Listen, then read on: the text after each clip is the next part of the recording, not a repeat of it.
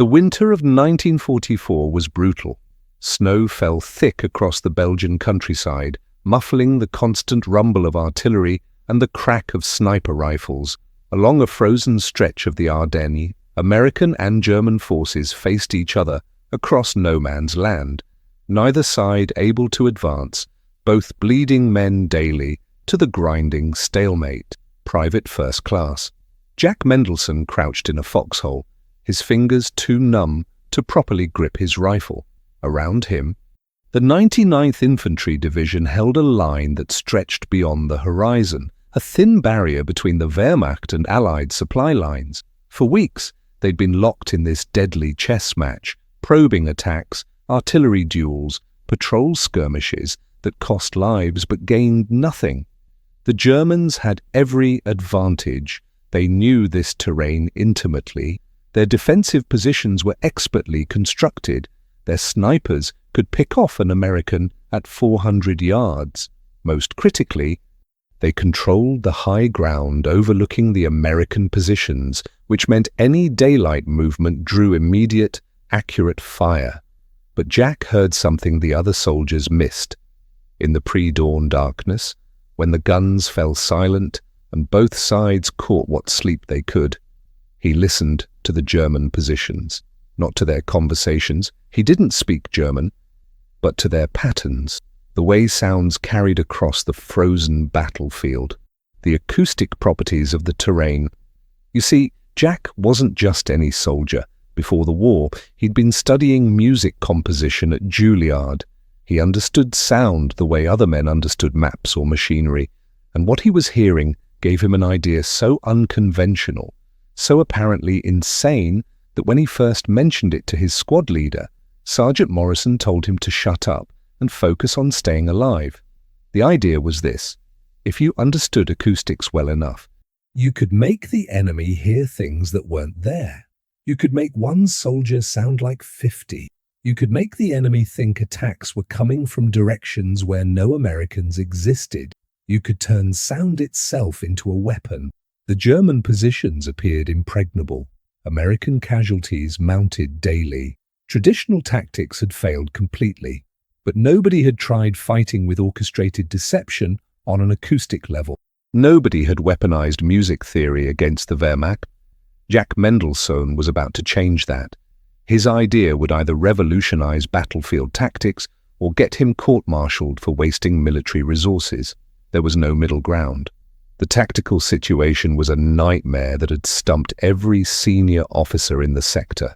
The Germans held the Siegfried Line extension, a series of interconnected bunkers, trenches, and observation posts built into hillsides that overlooked every approach.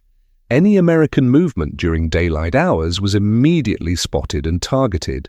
Night attacks failed because the Germans had perfected their defensive coordination, using interlocking fields of fire and predetermined artillery strikes.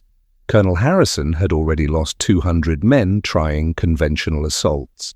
The first attack, a frontal assault at dawn, lasted exactly 14 minutes before German machine guns and mortars forced a retreat.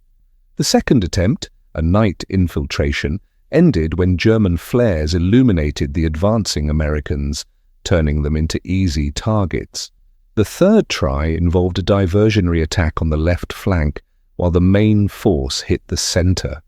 The Germans weren't fooled. They'd been fighting this war for 5 years and recognized every trick in the American playbook. The problem wasn't just the German positions, it was intelligence. The Wehrmacht knew exactly how many Americans faced them, where they were positioned, and what their capabilities were. German observation posts tracked every movement. Their snipers had mapped every foxhole, every supply route, every possible avenue of approach. The Americans had no secrets from an enemy that could see everything they did. "We're fighting with our pants down," Captain Rogers told his company commanders during a grim briefing in the basement of a bombed-out farmhouse. "They know our strength, our positions, our intentions. We can't surprise them because they're watching us around the clock." What made it worse was that intelligence suggested the Germans were planning their own offensive. Fresh troops had been observed moving into the sector. Artillery was being repositioned. The Americans weren't just failing to advance, they were about to be attacked by a force that knew their every weakness. Previous attempts at deception had failed spectacularly. Dummy positions built to confuse German observers were spotted immediately. Radio deception failed because German intelligence units monitored American communications and quickly identified false signals. Even attempts to move troops at night were detected by German listening posts equipped with sensitive acoustic equipment. The Americans were trapped in a tactical box, too weak to attack successfully, too exposed to defend comfortably, too visible to maneuver effectively. Every option had been tried, every conventional solution had failed. The German defensive system was simply too sophisticated, too well-positioned, and too thoroughly planned to overcome with standard military tactics. That's when Jack Mendelsohn approached Sergeant Morrison with his idea about acoustic deception. Morrison's first response was predictable. "Soldier, we're fighting a war here, not putting on a goddamn concert." But Jack persisted, explaining how sound could be manipulated, how the enemy's own acoustic intelligence could be turned against them. Morrison listened, growing more skeptical by the minute. The kid was talking about using music theory to fool the Wehrmacht. It sounded like shell shock, like a mind that had cracked under pressure and retreated into fantasy. Jack Mendelsohn was 22 years old and looked even younger, standing 5'7" with wire-rimmed glasses that constantly fogged in the cold. He was the last person anyone would expect to revolutionize warfare. Before Pearl Harbor, his biggest worry had been perfecting his senior composition thesis at Juilliard, a complex piece exploring how environmental acoustics affected musical perception. The war had interrupted everything. One day he was analyzing the acoustic properties of concert halls. The next he was on a troop transport to Europe with a rifle he barely knew how to use. His fellow soldiers found him odd, the guy who hummed while cleaning his weapon, who could identify aircraft by engine sound alone, who spent his free time sketching acoustic diagrams in the margins of his field manual. "Mendelssohn's got music for brains," Private Torres would joke.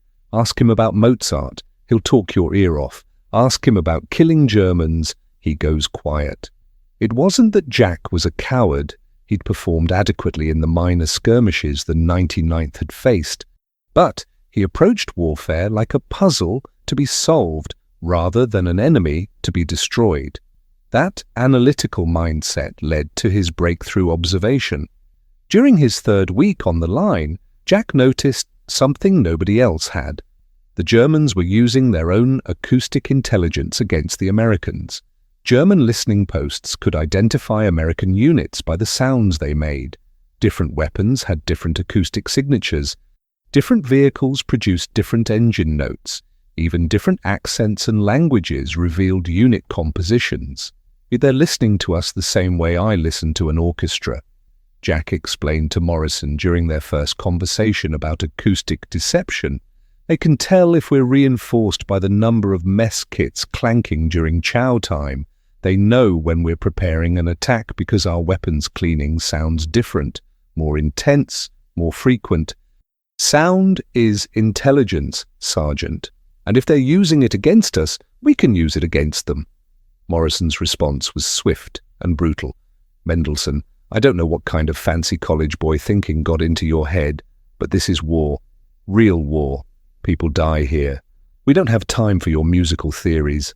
The rejection stung, but Jack persisted. He started documenting German acoustic patterns when their sentries changed, how their patrol sounds differed from their routine activities, the way their artillery spotters communicated with their gun positions. He mapped the acoustic signature of their defensive system with the same precision he'd once applied to analyzing symphonies. Captain Rogers' yeast-eat reaction was even harsher when Morrison reluctantly brought Jack's ideas to his attention.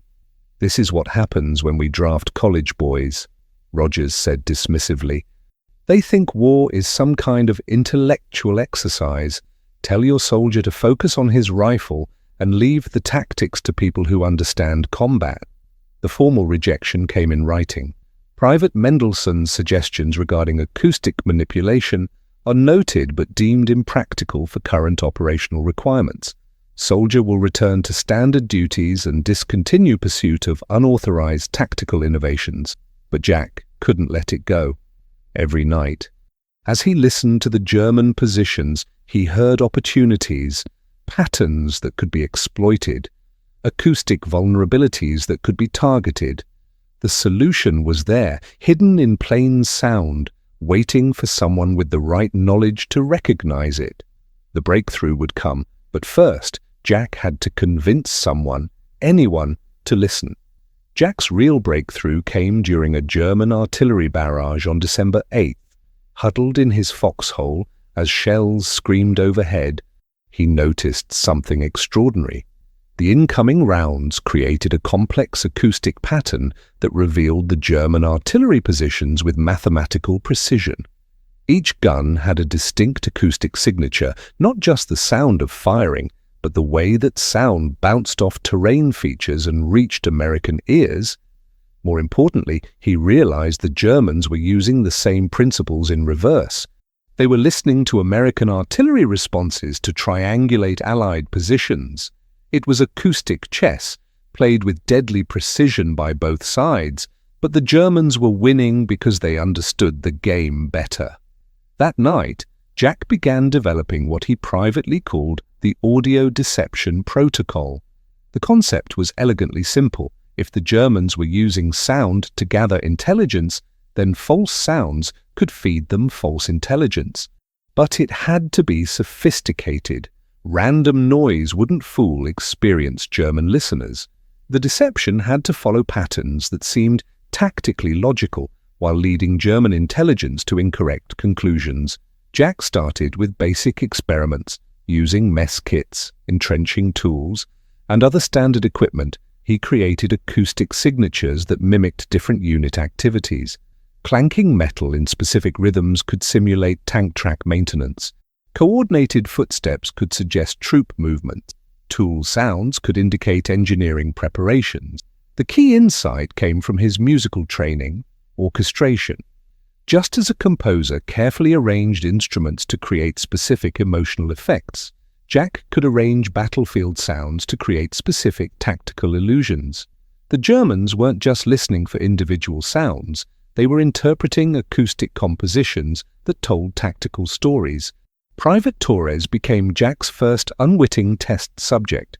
During routine foxhole maintenance, Jack convinced Torres to follow specific patterns while digging, rhythmic shovel work that would suggest preparation for a machine gun emplacement.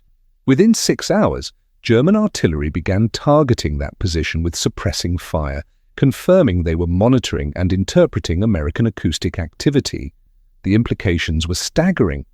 If Jack could make the Germans think machine gun positions were being prepared where none existed, he could draw their fire away from real positions. If he could simulate tank movement, he could convince them armor was massing for attack. If he could orchestrate fake engineering sounds, he could make them believe Americans were tunneling or building fortifications that didn't exist. But the protocol required precise timing, multiple participants, and equipment the army hadn't issued for acoustic deception. Jack needed megaphones, specific musical instruments, recording devices, and coordination tools that didn't exist in standard infantry supply chains. Most critically, he needed official authorization to test his theories under combat conditions.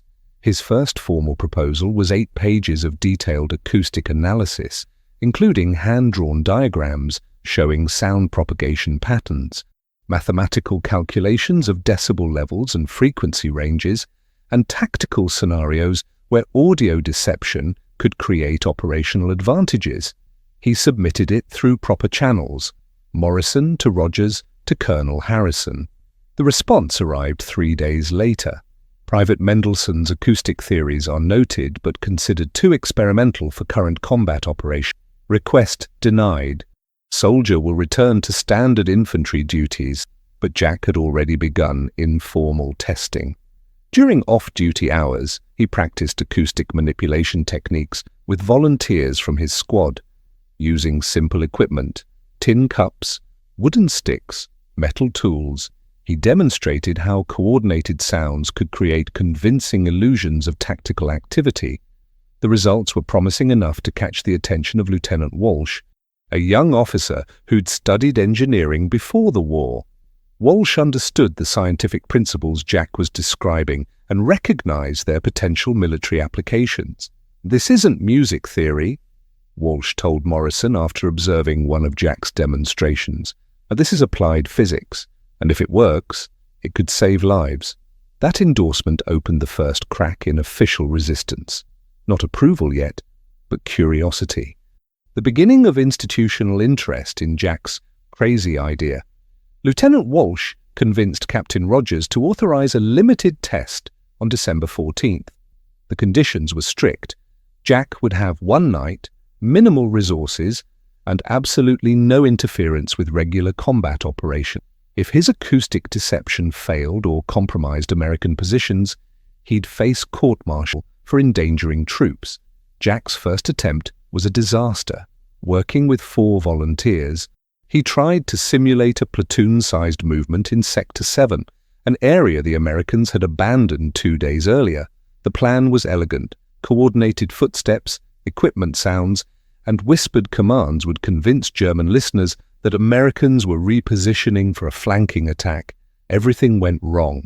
Private Davis tripped over barbed wire, creating a metallic crash that sounded nothing like tactical movement. Private Johnson's timing was off. His equipment clanking came 3 seconds late, destroying the illusion of coordinated troops. Worst of all, Jack miscalculated the acoustic properties of the terrain. The sounds that seemed convincing from American positions sounded obviously fake when heard from German observation posts. German snipers opened fire on Sector 7 within minutes, but their shots were poorly aimed and half-hearted. They detected American presence but weren't convinced of its tactical significance. The test had failed to achieve deception and had nearly gotten Jack's volunteers killed. "This is exactly what I expected," Captain Rogers told Jack the next morning. "You're playing games with people's lives, geared soldier. One more failure like that, and you're looking at serious disciplinary action." But Jack learned from the failure. The problem wasn't the concept, it was execution and acoustic engineering.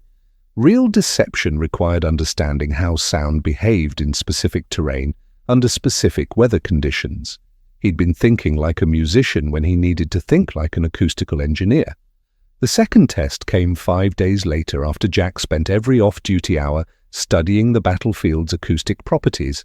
This time, he focused on a simpler objective, making the Germans think Americans were digging defensive positions in an area where none existed. Jack positioned his volunteers at calculated distances, using the natural acoustics of a small ravine to amplify and direct their sounds toward German positions. Instead of random digging, they followed precise patterns, rhythmic toolwork that suggested organized engineering, coordinated enough to sound professional but containing subtle irregularities that made it seem authentic. This test succeeded partially. German artillery began ranging shots on the fake positions within 2 hours, proving they detected and believed the deception. But the success created an unexpected problem. German observers increased surveillance of the area, making it harder for Americans to move through that sector without detection. "You fooled them," Lieutenant Walsh observed, "but you also created a tactical complication we didn't anticipate.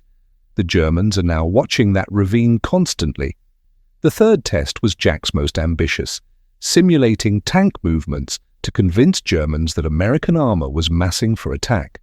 Using metal tools scraped against rock, coordinated in patterns that mimicked tank track sounds, his team created acoustic signatures of armored vehicles that didn't exist. This attempt failed spectacularly. Experienced German tank hunters immediately recognized the sounds as fake, too regular, too perfect, lacking the mechanical complexity of real armored vehicles. Worse, the deception was so obviously artificial that it alerted Germans to American acoustic deception capabilities. German countermeasures began immediately. enemy listening posts started broadcasting random noise to mask their own activities. German patrols began using acoustic camouflage, moving more quietly and unpredictably. The element of surprise that made Jack's concept viable was disappearing rapidly. "And they're adapting faster than we're innovating," Morrison warned Jack. "Every test teaches them as much as it teaches us. Pretty soon, they'll be immune to this whole approach." The pressure was mounting. Jack had demonstrated that acoustic deception was possible, but his methods were too crude and his understanding too incomplete. He needed better equipment, more sophisticated techniques, and deeper knowledge of German listening capabilities. Most critically, he needed to develop countermeasures for German countermeasures. Time was running out. Intelligence reports suggested German offensive preparations were accelerating. If Jack couldn't perfect his acoustic deception soon, the opportunity would be lost forever. Word of Jack's experiments reached division headquarters on December 20th, triggering a bureaucratic firestorm. Colonel Harrison received a formal inquiry from General Bradley's staff questioning why unauthorized acoustic experiments were being conducted in an active combat zone. Someone had reported the tests as a breach of operational security. The investigation was swift and harsh. Major Thompson from Division Intelligence arrived at the front lines with orders to assess and terminate any irregular activities that might compromise tactical security. His first meeting with Jack was hostile from the opening question. "Private, do you understand that your amateur theatrics might have revealed our positions to enemy intelligence?" Jack tried to explain the scientific principles, but Thompson cut him off. "I don't care about your college theories. Soldier, I care about German observers who are now watching sectors they previously ignored because you've been making noise in the woods. Your little music experiments have created security vulnerabilities." The evidence seemed damning. German surveillance had indeed increased in areas where Jack conducted tests. Enemy patrols were probing more aggressively. Artillery strikes were more accurately targeted.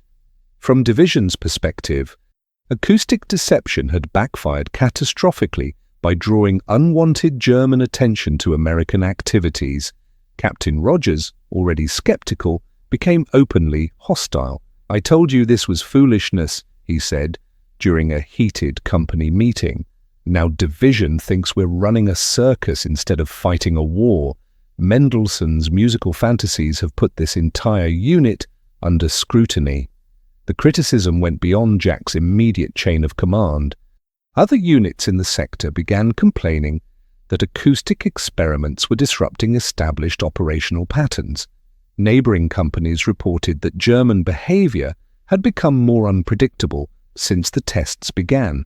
Artillery spotters claimed their targeting data was being compromised by acoustic interference.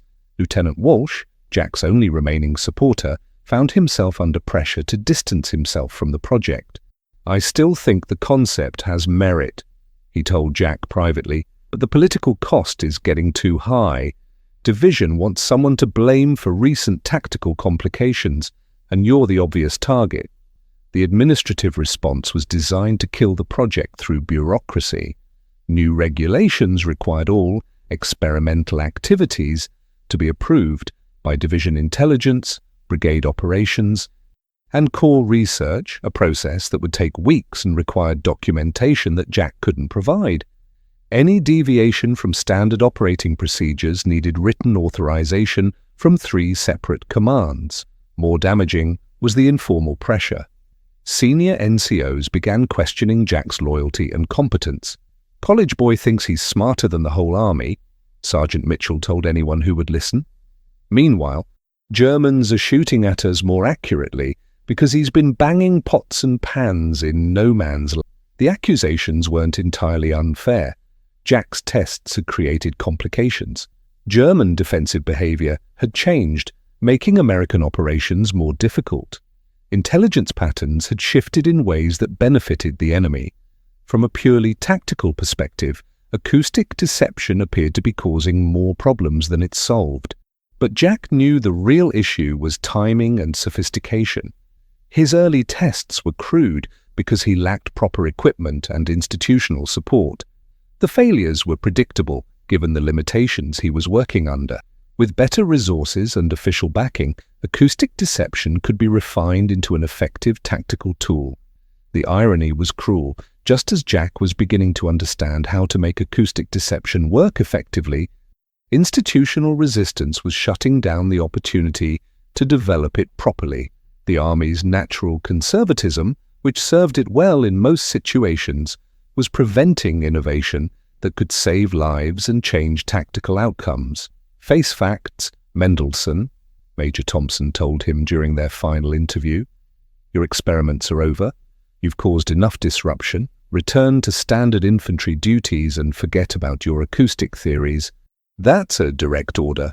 But Jack had one last card to play, information that could change everything if the right person would listen.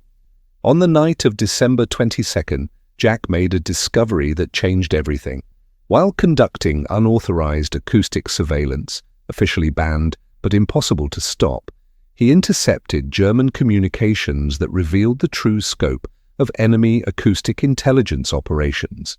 The Wehrmacht wasn't just listening passively, they were running sophisticated audio analysis programs that mapped American positions, tracked troop movements, and predicted offensive operations based on sound patterns. More critically, Jack realized the Germans were making a fundamental mistake.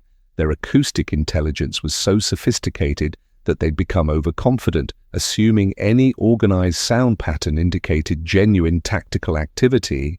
They weren't looking for deception because they believed their listening techniques were too advanced to fool. That overconfidence was their vulnerability. Jack understood now that successful acoustic deception required exploiting German sophistication, not avoiding it.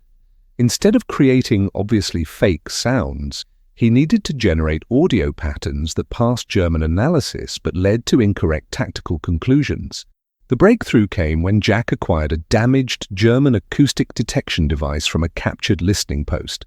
Studying the equipment, he discovered exactly how German audio analysis worked: frequency filters, pattern recognition algorithms, tactical interpretation protocols. For the first time, he could design deceptions that would specifically fool German technology. Working in secret, technically violating Major Thompson's direct orders, Jack developed what he called the symphony of misdirection. Instead of random fake sounds, he created coordinated acoustic compositions that told coherent tactical stories. Each element was precisely calculated to trigger specific responses from German intelligence systems. The first component was movement mythology, coordinated footsteps, equipment sounds, and vehicle noises that suggested large-scale troop repositioning. But instead of random movement patterns, Jack orchestrated sounds that implied specific tactical preparations: river crossing rehearsals, urban assault training, artillery positioning for long-range bombardment. The second element was engineering fiction, tool sounds, machinery operation, and construction activity that convinced Germans that Americans were building major defensive works. Jack's patterns suggested bunker construction, tunnel excavation, and anti-tank obstacle placement, all in locations where no actual work was occurring. The masterpiece was Armor Illusion, a complex acoustic composition using modified equipment to simulate tank movements, maintenance activities, and tactical communications. Jack had learned to create convincing tank sounds using entirely non-mechanical sources: metal sheets for track noise, coordinated hammering for engine sounds, even modified radio static for armored vehicle communications. Jack's secret tests of the refined system produced immediate results. German artillery began targeting empty positions with sustained bombardments, wasting ammunition on phantom American preparations. Enemy patrols shifted focus to areas where fictional tank concentrations were supposedly massing. Most importantly, German defensive attention was drawn away from sectors where real American operations were planned. The validation came through captured German documents, intelligence reports describing major American reinforcements, and tactical preparations that existed only in Jack's acoustic compositions. German High Command was making strategic decisions based on information that was entirely fictional but acoustically convincing. Lieutenant Walsh discovered Jack's unauthorized activities during a routine patrol and found himself witnessing a perfectly orchestrated deception operation.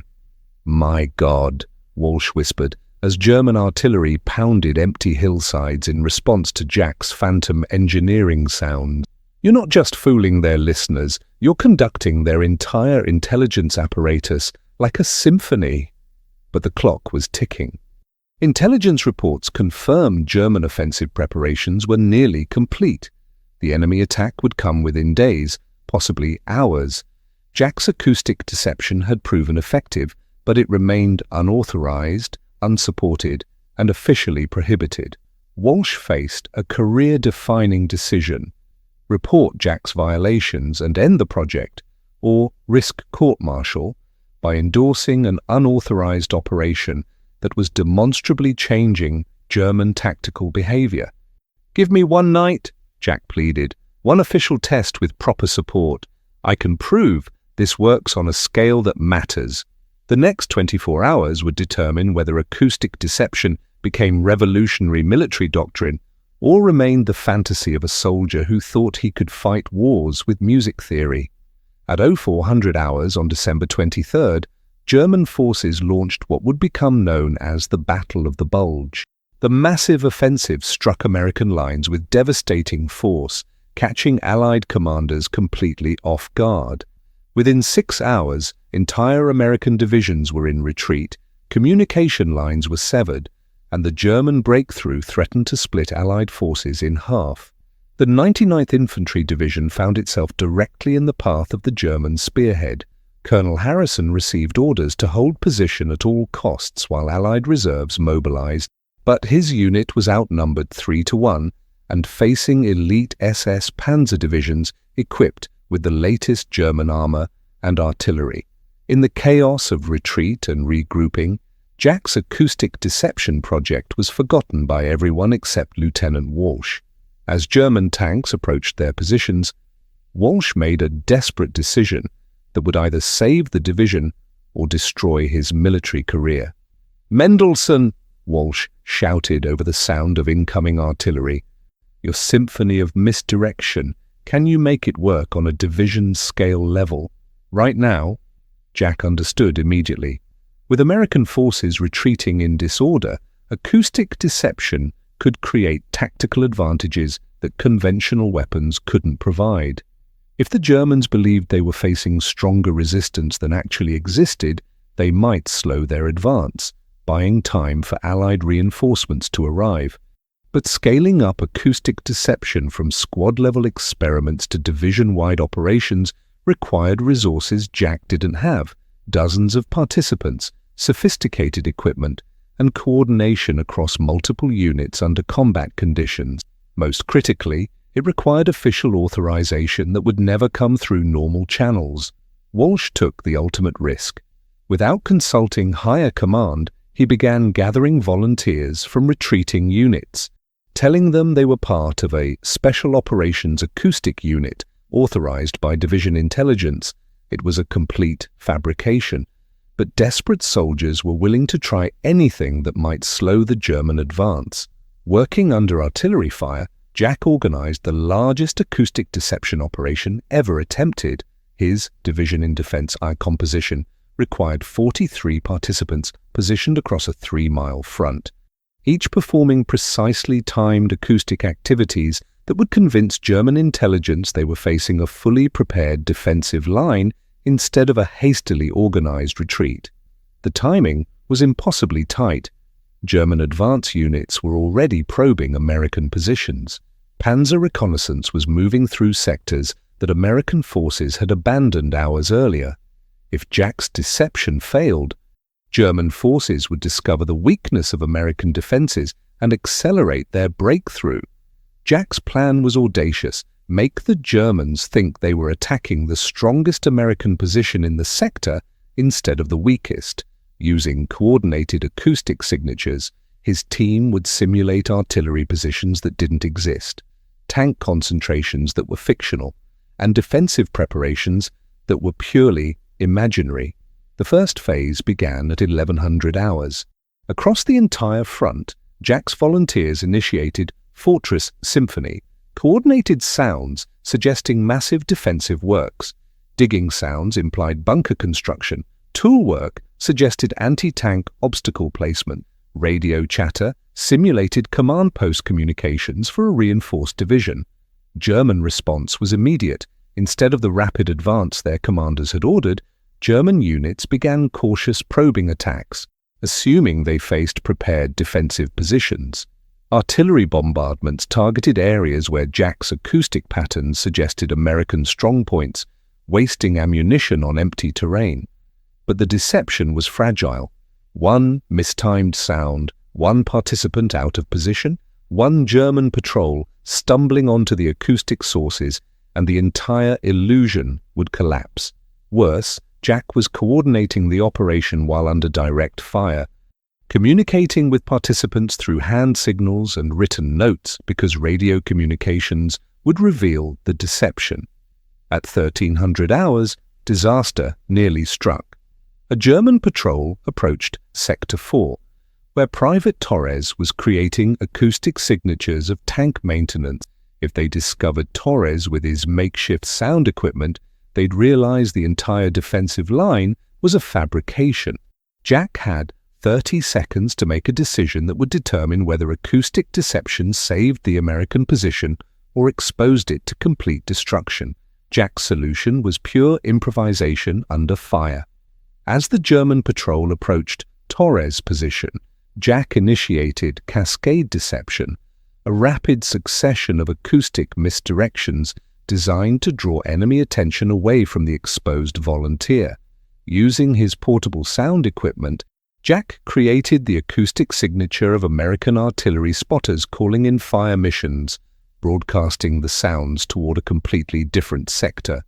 The German patrol froze, listening intently to what sounded like American forward observers coordinating a major artillery strike. Following standard Wehrmacht doctrine, they immediately withdrew to avoid the incoming bombardment that Jack had made them believe was imminent. Torres escaped detection by seconds, but Jack's improvised counter-deception created an unexpected cascade effect. German units across the entire front began taking defensive positions, convinced that American artillery was about to saturate their advanced positions. The imaginary artillery strike Jack had simulated caused real tactical delays as German commanders waited for bombardments that would never come. At 1430 hours, the full scope of Jack's acoustic deception became apparent. German forces had slowed their advance to deal with defensive obstacles that existed only as sound patterns. Their intelligence reports described American positions of brigade strength in areas where fewer than 50 soldiers were actually present. Most critically, German tactical timing had been disrupted by responses to threats that were entirely fictional. The validation came through intercepted German radio communications. Lieutenant Walsh, monitoring enemy frequencies, heard German commanders discussing heavily fortified American positions, concentrated artillery parks, and armored reserves in defensive position. Every major tactical element they described was a product of Jack's acoustic compositions. Colonel Harrison, rallying his scattered forces, couldn't understand why the German advance had stalled. According to all tactical logic, enemy forces should have broken through American lines hours earlier. The delay was inexplicable until Lieutenant Walsh briefed him on Jack's unauthorized acoustic operation. "You're telling me one private with some volunteers and improvised sound equipment has convinced an entire German division they're attacking prepared defenses instead of broken lines?" Harrison asked incredulously. The proof was undeniable. German artillery was bombarding empty positions. Enemy infantry was advancing cautiously against non-existent strongpoints. Panzer units were maneuvering to avoid American armor that consisted entirely of coordinated metallic sounds created by soldiers with scrap metal and precise timing. By 1600 hours, American reinforcements began arriving, the 2nd Armored Division and elements of the 82nd Airborne. But instead of finding German forces deep in American territory, they encountered enemy units still engaged in methodical attacks against phantom defensive positions. The tactical reversal was dramatic. What should have been a German breakthrough had become a grinding assault against defensive lines that were half real and half acoustic illusion. The delay caused by Jack's deception had allowed real American defenses to be established where only fictional ones had existed hours earlier. Major Thompson, arriving with the reinforcements, witnessed the impossible: German forces methodically attacking positions that his intelligence maps showed as abandoned, while Jack's volunteers continued their acoustic performance under actual combat conditions. "This is either the most brilliant tactical innovation I've ever seen," Thompson told Harrison, "or the most successful accident in military history." Jack's acoustic deception had passed the ultimate test: combat validation under maximum pressure against an experienced enemy. The technique that had been dismissed as musical fantasy had just altered the outcome of a major battle. By December 24th, the impossible had become undeniable. German forces that should have achieved breakthrough in 6 hours had been held for over 24 hours by a combination of real resistance and acoustic illusion. The delay had allowed Allied reserves to establish genuine defensive positions, transforming what should have been a German victory into a costly stalemate. Major Thompson's conversion was immediate and complete. After witnessing German artillery waste over 200 rounds on empty positions targeted through Jack's acoustic deception, he radioed division with an urgent message: "Request immediate technical analysis team. Have discovered revolutionary deception capability with immediate tactical applications." The skeptics who had dismissed Jack's musical theories were suddenly demanding detailed briefings. Captain Rogers, who had called the project foolishness, found himself trying to understand how acoustic patterns had convinced German intelligence of American defensive preparations that never existed. "Explain to me again how you made them think we had tanks where we didn't even have soldiers," Rogers asked Jack during a hastily organized tactical debrief. The question came from a man who, 48 hours earlier, had threatened court-martial for the same activities. The evidence was overwhelming and measurable. Intelligence analysis of captured German communications revealed that enemy tactical decisions were based almost entirely on information derived from Jack's acoustic compositions. German commanders had repositioned artillery, redirected infantry attacks, and allocated armor reserves based on acoustic intelligence that was systematically false. Lieutenant Colonel Morrison from Corps Intelligence arrived on Christmas morning with authorization to document and standardize Jack's techniques. "Private Mendelsohn," Morrison announced formally, "your acoustic deception methods are hereby classified as experimental tactical doctrine.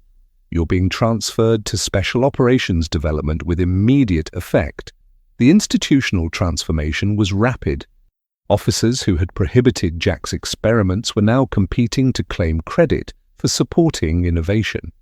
The same bureaucratic structure that had nearly killed the project through regulations was suddenly streamlining approvals and allocating resources for expanded acoustic deception operations.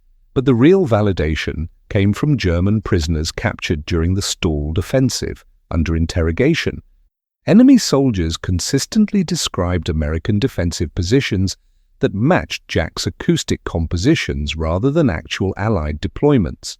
The Wehrmacht's intelligence apparatus had been systematically deceived by sounds that existed only in carefully orchestrated pattern. They're describing bunkers that were never built, artillery that was never positioned, and tank formations that never existed, reported Captain Davis from Intelligence. Their tactical maps show American strength as 3 times actual numbers, all based on acoustic analysis of Mendelsohn's sound patterns.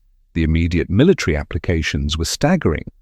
If acoustic deception could delay German offensives, it could also support Allied attacks by convincing enemy forces to defend against threats that didn't exist. The technique could multiply apparent American strength, misdirect enemy resources, and create tactical advantages that conventional weapons couldn't provide. Within 72 hours, Jack was briefing generals on acoustic deception principles that had been considered impossible fantasy just days earlier. The crazy soldier with musical theories had become the Army's newest tactical innovation specialist, his techniques already being studied for implementation across multiple divisions. The transformation from ridicule to reverence was complete. But Jack understood that the real test wasn't convincing American officers. It was proving that acoustic deception could work consistently against an enemy that was already learning to adapt to this new form of warfare. By war's end, Jack Mendelsohn's acoustic deception techniques had been standardized into official Army doctrine. The Mendelsohn Protocol became required training at military intelligence schools, and acoustic deception units were deployed across multiple theaters. What began as one soldier's crazy idea had evolved into a fundamental component of modern warfare. The immediate impact was measurable. Operations using acoustic deception showed 40% fewer casualties during offensive actions and 60% greater success rates in defensive positions. German tactical planning became increasingly unreliable as their intelligence apparatus struggled to distinguish between real and fabricated acoustic signatures. By 1945, entire Wehrmacht divisions were making strategic decisions based on acoustic intelligence that American forces were systematically manipulating. Jack's innovation had proven a broader principle. The enemy's technological sophistication could become their greatest vulnerability. German acoustic intelligence was so advanced that it had become predictable, creating opportunities for exploitation that simpler systems wouldn't have offered. The more sophisticated the listening apparatus, the more systematically it could be deceived through precisely engineered false signals. The technique outlasted the war itself. During the Cold War, acoustic deception became a cornerstone of military planning, with both NATO and Warsaw Pact forces developing increasingly sophisticated audio manipulation capabilities. What Jack had improvised with scrap metal and precise timing evolved into electronic warfare systems capable of deceiving satellite surveillance and digital intelligence network. Modern military operations still employ principles Jack discovered in that frozen Belgian foxhole. Contemporary signature management techniques use electronic systems to create false acoustic, thermal, and electromagnetic signatures that mislead enemy intelligence. Stealth technology applies the same core concept, controlling how you appear to enemy sensors rather than relying solely on physical concealment. The broader lesson transcends military applications. Jack's breakthrough demonstrated that creative thinking could overcome seemingly impossible obstacles when conventional approaches failed. His musical training provided analytical tools that traditional military education hadn't developed, proving that diverse perspectives could generate solutions invisible to specialized expertise. Today, acoustic deception principles are used in cybersecurity, where false digital signatures mislead automated analysis. Urban planning incorporates acoustic manipulation to control noise pollution and create desired audio environments. Even commercial marketing applies Jack's insights about pattern recognition and psychological response to acoustic stimuli. But perhaps the most significant legacy is philosophical. Jack Mendelsohn proved that impossible often means not yet understood, rather than genuinely unachievable. His story demonstrates that breakthrough innovations frequently come from combining knowledge domains that seem unrelated, in his case, music theory and military tactics. The young soldier who was told to shut up and focus on staying alive ultimately changed how wars are fought and how nations defend themselves. His acoustic compositions, designed to confuse German front lines, became the foundation for deception techniques that continue protecting democratic societies 8 decades later. Jack Mendelsohn died in 1987, having spent his post-war career developing civilian applications for acoustic engineering. His obituary in the New York Times identified him as the soldier who fought with sound, but the full scope of his contribution remained classified until the 1990s. Today, In an era of digital warfare and artificial intelligence, Jack's core insight remains relevant. The enemy's greatest strength can become their most exploitable weakness if you understand the underlying systems well enough to turn them against themselves.